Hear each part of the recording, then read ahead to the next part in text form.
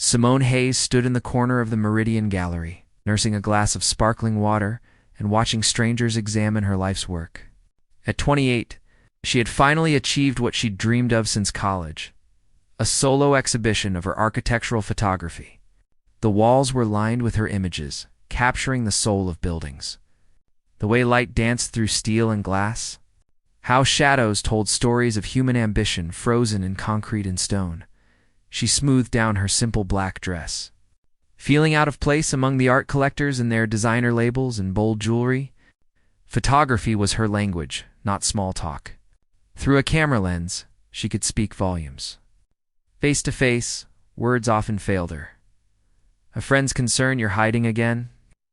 Nina Torres appeared at her elbow, vibrant in a crimson jumpsuit that matched her personality. Her best friend since college had curated this exhibition, believing in Simone's talent when galleries had repeatedly rejected her work.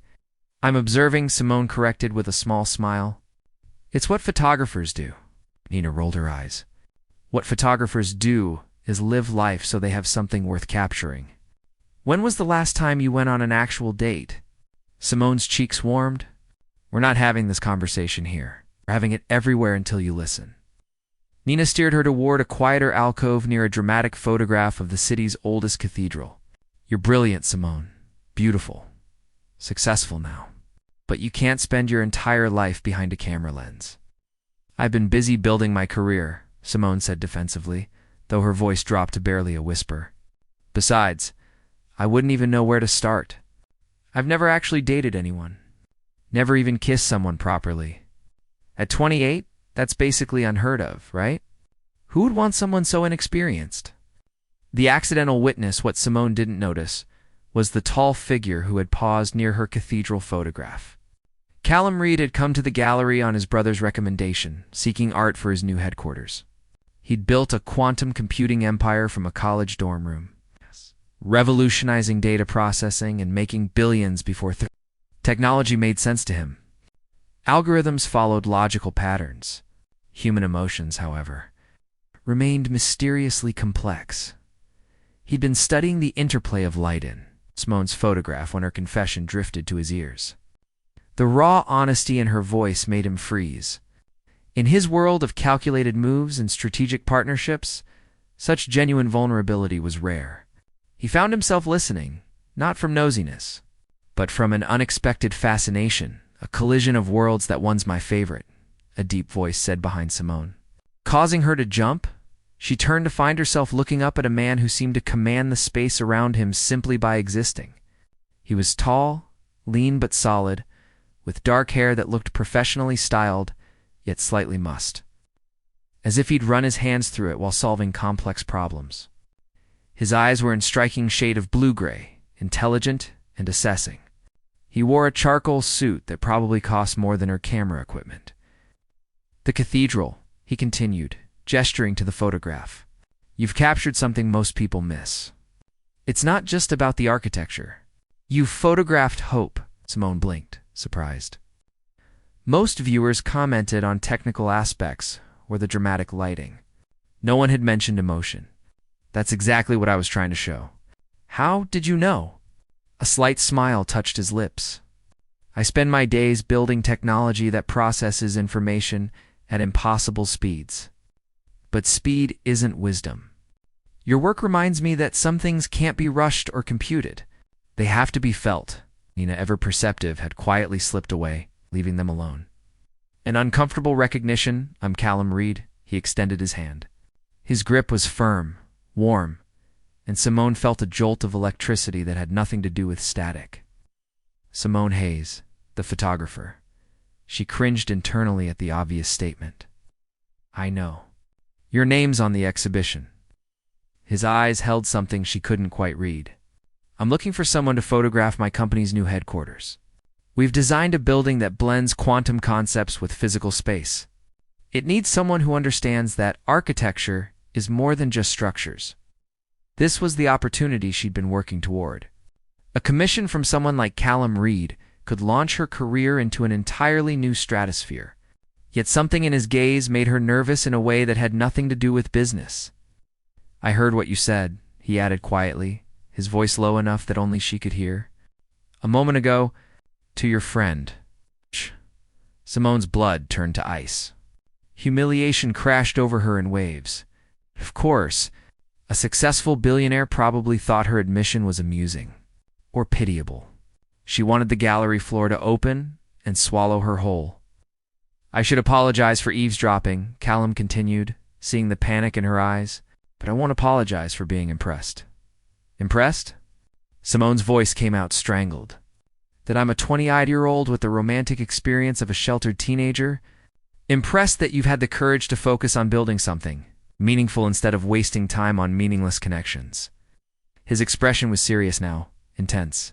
"Do you know how rare that is? Most people, myself included, fill their lives with hollow relationships because they're afraid of being alone with themselves. You've clearly been brave enough to wait for something real." The unexpected connection. Simone studied his face, searching for mockery or pity. She found neither. Instead, there was genuine respect, and something else that made her pulse quicken. Interest. Not predatory or presumptuous, but authentic curiosity. "I don't know if it's bravery or just being too focused on my work," she admitted, surprising herself with her honesty. Something about him invited truth. "Maybe it's both." Callum pulled a business card from his jacket. "I meant what I said about the commission. But I'm also wondering if you'd have coffee with me tomorrow. Not to discuss the project. Just to talk. You want to have coffee? With me?" Simone couldn't keep the disbelief from her voice. "Unless you'd prefer dinner. Or a walk through the architectural district while you tell me what I'm not seeing when I look at buildings." That small smile returned, transforming his serious face into something approaching boyish charm. "I realize I'm being direct. I've been told it's one of my less appealing qualities. But I find myself wanting to know you, Simone Hayes, if that's something you might want to." Simone's mind raced. Every instinct told her to be cautious. Men like Callum Reid lived in different worlds. They didn't genuinely interest themselves in awkward photographers who'd never even been on a proper date. Yet his eyes told a different story. They held the same careful observation she used when framing a perfect shot. "Coffee," she heard herself say. "Tomorrow afternoon? There's a small place near my studio that has terrible coffee but excellent light through the windows." Callum's smile widened, genuine and warm. "Terrible coffee and excellent light. That sounds perfect." As he walked away, rejoining a group that had been waiting for him. Nina reappeared instantly at Simone's side. "Please tell me that was Callum Reid. The Callum Reid. And please tell me he just asked you out." Simone watched him move through the gallery, noticing how people gravitated toward him, yet his eyes kept returning to her photographs on the walls. "I think he might have," she whispered, her heart doing strange acrobatics in her chest. "Nina, what have I just agreed to?" "Something terrifying and wonderful." Nina squeezed her hand. "Finally." Simone woke at dawn, her mind already spinning with doubts. The morning light filtered through her studio apartment's large windows. The same light that had first made her fall in love with photography. She'd spent years capturing beauty through a lens, maintaining safe distance between herself and the world. Now she'd agreed to meet someone without that protective barrier. She reached for her phone 3 times to cancel. Typed out messages she never sent. What did one wear to coffee with a billionaire? What did one talk about? Her wardrobe consisted mainly of practical clothes for climbing buildings to get the perfect shot. Her conversation topics revolved around aperture settings and golden hour lighting by noon. She'd changed outfits 4 times, settling finally on dark jeans and a soft gray sweater that Nina had once said made her eyes look luminous. She braided her long auburn hair over one shoulder, applied minimal makeup, and stared at her reflection with something between determination and terror. The coffee shop. Meeting the cafe was tucked between a bookstore and a vintage map shop, the kind of place that tourists never found. Simone arrived 10 minutes early, claiming her usual corner table. She'd brought her backup camera, security blanket she'd carried everywhere. Callum walked in exactly on time, somehow making jeans and a simple black Henley look effortlessly sophisticated. He spotted her immediately, and that slight smile appeared, the one that seemed reserved just for her. "You brought a camera to coffee," he observed, sliding into the seat across from her. Is this documentary evidence, or do you need it to feel comfortable? His directness was disarming. Both, maybe. I see the world better through a viewfinder. Show me. It wasn't a request so much as an invitation. Simone hesitated, then raised her camera, adjusting focus. Through the lens, Callum's face transformed. She caught the way late afternoon light carved shadows along his jawline, how his eyes held both confidence and something deeper, more uncertain. She pressed the shutter. What did you see? Callum asked, someone who's used to having answers but is currently full of questions. Simone lowered the camera, surprised at her own boldness. Accurate? He leaned forward slightly. Here's one of my questions. How does someone with your obvious talent for observation navigate the world without ever letting anyone close? Unexpected honesty, the question could have felt invasive. Instead, it felt like he genuinely wanted to understand. Photography lets me be part of moments without being in them, Simone said slowly, working through thoughts she'd never articulated. I can capture people's joy, their triumphs, their ordinary beautiful moments, and I get to witness it all. But I don't have to risk being the subject. Does that make sense? Perfect sense. I build quantum computers that can process unimaginable amounts of data, but I struggle with processing my own emotions. We all have our protective mechanisms. Callum's expression turned thoughtful. My brother James says, I treat relationships like engineering problems. I try to design them for efficiency and minimize variables that might cause failure. Does that work? Not even slightly. He laughed, the sound genuinely self-deprecating. 3 years ago, I was engaged. Rebecca was perfect on paper, sophisticated, intelligent, from the right social circles. But I'd essentially engineered the entire relationship. When she realized I was more committed to the concept of us than to actually knowing her, she left. She was right, too. Simone found herself relaxing. His admission of failure made him suddenly more human, less intimidating. I convinced myself that focus was the same as fulfillment. Built my career, told myself relationships could wait until I was established. Suddenly, I'm 28, and I've been so busy photographing other people's lives that I forgot to actually live my own. So here we are, Callum said softly. Two people who've achieved impressive things while systematically avoiding emotional risks. Is that what this is? A risk. His blue-gray eyes held hers steadily. The best kind. The commission offer, they talked for 3 hours, the terrible coffee growing cold in their cups. Callum told her about growing up with a single mother who'd worked 2 jobs to keep him and James housed and fed, how he'd learned to code at 12 to create a program that managed her limited budget. Simone shared how her father's death when she was 15 had made her see the world differently, understanding suddenly how fragile and precious every captured moment was. When they finally left the cafe, the sun was setting, painting the city in golds and roses that photographers dreamed of. About that commission, Callum said as they stood on the sidewalk, I meant it. My headquarters building is nearly complete. It's designed around principles of quantum superposition. The idea that particles exist in multiple states simultaneously until observed. The architecture reflects that. I need someone who can photograph not just what it looks like, but what it means. When would you need me to start? Tomorrow, if you're available. I can show you the site, explained the vision. We've got 3 weeks until the official opening. Simone's professional instincts kicked in. 3 weeks to capture a revolutionary building? It was tight, but not impossible. And it was exactly the kind of high-profile project that would cement her reputation. I'm available, she said, but I need complete creative control over the shoot. I wouldn't want it any other way. Callum extended his hand. Partners. She shook it, that electric jolt returning. Partners. Unexpected complications the next morning. Simone arrived at the construction site to find Callum waiting with hard hats, safety vests, and coffee that he'd clearly gone somewhere good to buy. Better than yesterday's. He offered her a cup exponentially. She accepted it gratefully, her fingers brushing his. That constant spark of awareness between them was becoming harder to ignore. The building was stunning. All soaring glass and steel that seemed to shift and change depending on viewing angle. exactly like quantum particles altering states. Callum walked her through each floor, explaining the design philosophy with passionate enthusiasm that made his whole face animate.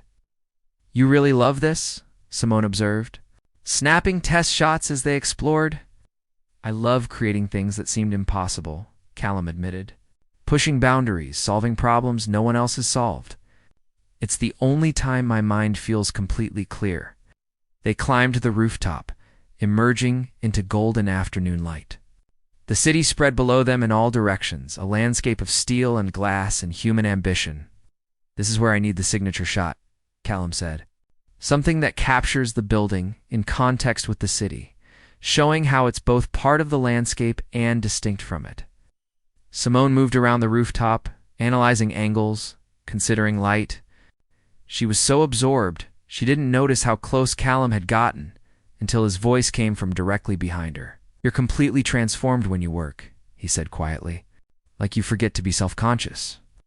She turned, finding herself mere inches from him. The setting sun cast them both in warm light, and something in the air between them shifted, became charged with possibility. "Callum," she started, uncertain what she meant to say. "I know we agreed this was professional." His voice was low, careful. "But I need to be honest with you, Simone. This stopped being just business about 5 minutes into coffee yesterday. Every moment I spend with you, I'm more certain of that." Her heart hammered against her ribs. "I don't know how to do this. I've never even told you. I know. And I'm not asking you to be anything other than exactly who you are." He reached up slowly, giving her every chance to move away, and gently tucked a strand of hair behind her ear. "I'm just asking if you feel this too, this connection. Because if it's only me, I'll step back entirely. Keep everything professional. But if you feel even a fraction of what I'm feeling, then maybe we explore it together. Slowly. At whatever pace feels right to you." A moment of truth, Simone's rational mind screamed warnings. This was too fast, too intense. She should protect herself, maintain boundaries, stay safe behind her camera lens. But standing there in the golden light, Callum's patient eyes on hers, she realized safety had also meant loneliness. "I'm terrified," she whispered. "Completely terrified." "Me too," Callum admitted. "Genuinely terrified. I'm used to calculating probabilities and minimizing risks. But there's no algorithm for this. No way to engineer feelings. And that's absolutely terrifying. What if I'm terrible at it? At all of it?" His hand came up to cup her cheek gently. "What if you're not? What if we're both just learning together?" She closed her eyes, leaning slightly into his touch, letting herself feel the warmth of his palm, the tenderness in the gesture.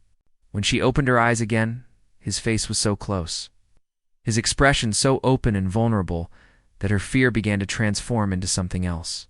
Courage, maybe? Or just the simple desire to stop living life from behind a lens.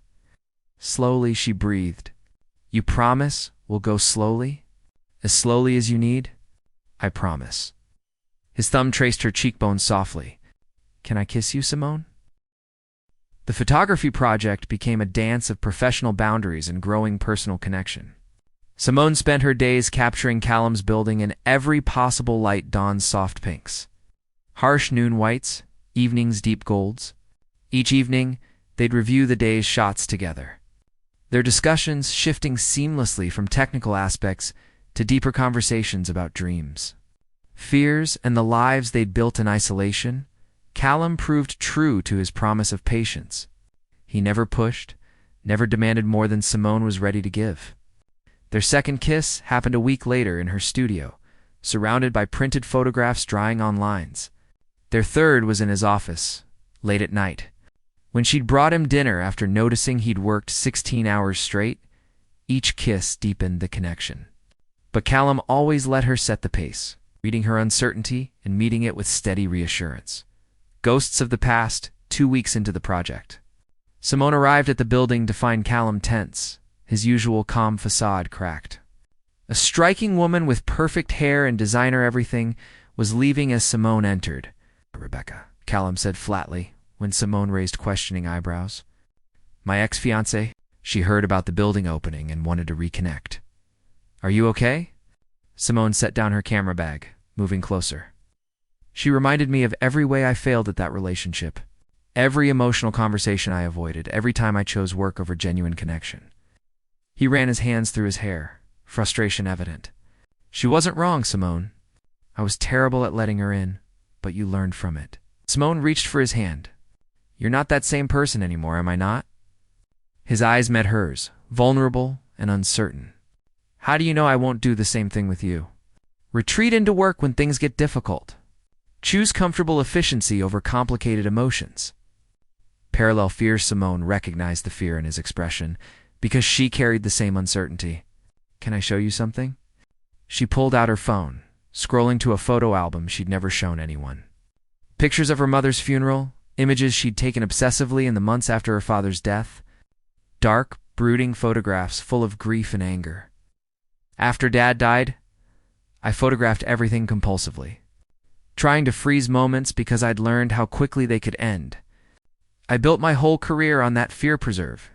Everything. Experienced nothing directly, because experiencing means risking loss.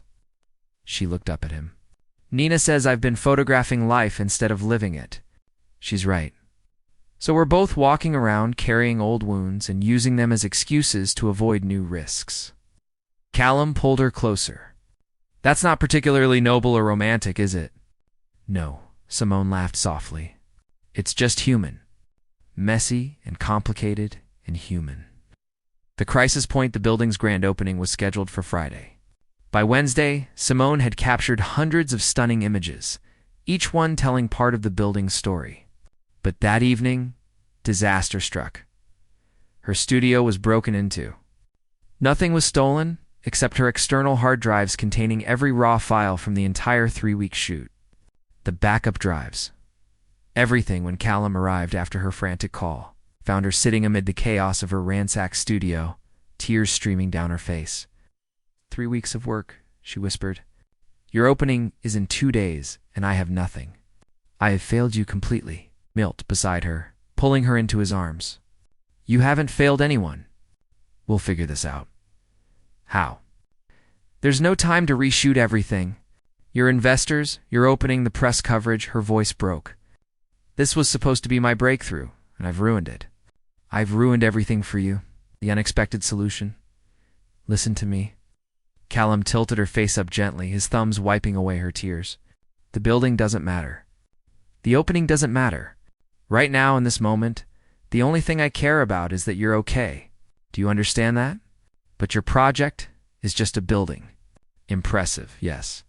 But it's steel and glass and quantum computing principles made physical. You know what's actually revolutionary? This. He gestured between them. 2 people who spent years protecting themselves, finally having the courage to let someone in. That's worth more than any architectural achievement. Simone stared at him, something breaking open in her chest. You mean that? Completely? He pressed a kiss to her forehead. Now, let's think practically. Do you have any files on your laptop? Phone? Camera memory cards? She nodded slowly. Test shots. Probably 50 images I hadn't transferred yet. Not enough for what you needed, but show me. They spent the next hour reviewing what remained. The images were beautiful, but incomplete moments captured between planned shots, experimental angles, candid photographs of construction workers and city views. Oh, these are better, Callum said quietly, studying an image of sunset reflecting off the building's eastern face, with Simone's shadow visible in the foreground. More honest. The planned shots were technically perfect, but these have soul. They have you in them, your perspective, your presence. Leap of faith, what if we use these? Simone said slowly, an idea forming. What if instead of the sterile architectural photography you commissioned, we show the building through the lens of someone experiencing it? Make it personal instead of perfect. Callum's eyes lit up. Tell the human story, not just the technical achievement. They worked through the night, Simone editing and sequencing the remaining images into a narrative. Callum ordered food, made endless coffee, and sat beside her offering feedback and encouragement. Somewhere around 3 in the morning, exhausted and running on caffeine and adrenaline, Simone turned to find him watching her with such open affection that her breath caught. What? she asked softly. I'm in love with you, Callum said simply. I know it's fast, and I know you might not be ready to hear it, but I'm tired of engineering my words to minimize risk. I love you, Simone. Your talent, your courage, the way you see beauty in everything, the way you've been brave enough to let me in despite being terrified. I love all of it. The courage to love Simone felt tears prick her eyes again, but this time they weren't from fear or frustration. I don't know how to be good at this. At relationships, at love, at any of it. Neither do I, Callum smiled. But I'm willing to learn if you are. We'll make mistakes. We'll have difficult conversations. We'll probably fail at it spectacularly sometimes. But we'll fail together, and that's better than succeeding alone. She kissed him then, deeply and without reservation, pouring into it every bit of fear and hope and cautious joy she'd been holding back. When they finally pulled apart, both were smiling. I love you too, she whispered. It's terrifying and wonderful, and I love you. The opening Friday's opening was unconventional. Instead of polished architectural photography, the exhibition space featured Simone's intimate human perspective of the building.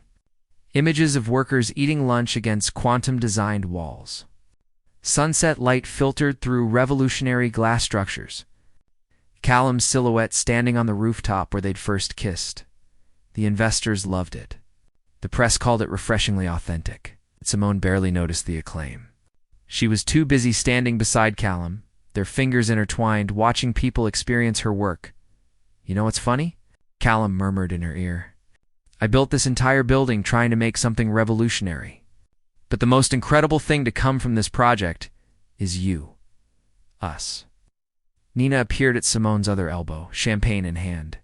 So, you're dating the billionaire? I told you something wonderful was going to happen. I'm dating a man who sees me, Simone corrected softly, looking up at Callum, who's patient with my fears and celebrates my courage, who promises we'll figure things out together. That's the same thing, Nina grinned, just with better descriptors. New beginnings later that night. After the crowds had dispersed and they stood alone on the rooftop again, Simone raised her camera one final time. One more shot, she said. For myself, not the project. She framed Callum against the city lights, his expression open and content. Then lowered the camera and simply looked at him, no lens between them, no protective barrier. Just her eyes and her heart fully open. What did you see this time? Callum asked, pulling her close. The future, Simone said honestly, terrifying and beautiful in hours. Hours, he echoed, kissing her softly. I like the sound of that. Below them, the city sparkled with a million lights, each one representing someone's story. Someone's courage to keep living despite uncertainty. And up on that rooftop, two people who'd spent years afraid of connection had finally found the bravery to try. It wouldn't always be easy. There would be challenges ahead, old fears resurfacing, moments of doubt, but they'd face them together, learning as they went, building something real and honest and imperfectly perfect. Sometimes the greatest courage isn't in staying safe. It's in taking the risk to be truly seen, truly known, and trusting that someone will cherish what they find. For Simone and Callum, that risk was just beginning, and it was absolutely worth taking.